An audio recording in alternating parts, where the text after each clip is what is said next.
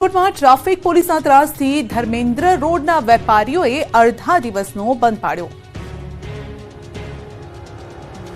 Rajkot traffic police દ્વારા વાહન ચેકિંગની કામગીરી વધુ સઘન બનાવવામાં આવી છે, જે અંતર્ગત શહેરના મુખ્ય બજાર ગણાતા ધર્મેન્દ્ર રોડ સહિતના વિસ્તારોમાં ટ્રાફિક વિભાગ દ્વારા છેલ્લા 3 દિવસથી અનેક વાહનો ડિટેઇન કરી દંડ ફટકારવામાં આવી રહ્યો છે। પોલીસની આ કાર્યવાહી સામે વેપારીઓમાં ભારે રોષ છે। વેપારીઓ અને ગ્રાહકોના વાહન ટોઈંગ કરાતા હોવાનો આરોપ વેપારીઓ લગાવ્યો અને અડધો દિવસ બંધ પાડી વિરોધ નોંધાવ્યો। તેમજ આ વિસ્તારમાં પાર્કિંગની સુવિધા ન હોવાથી તાત્કાલિક યોગ્ય પગલાં લેવા માટે માંગ કરી। ધર્મેન્દ્ર રોડ વેપારી એસોસિએશનનું કહેવું છે કે આ વિસ્તારમાં રેકડીઓ પાથરના રિક્ષાઓના કારણે ટ્રાફિક જામ થાય છે।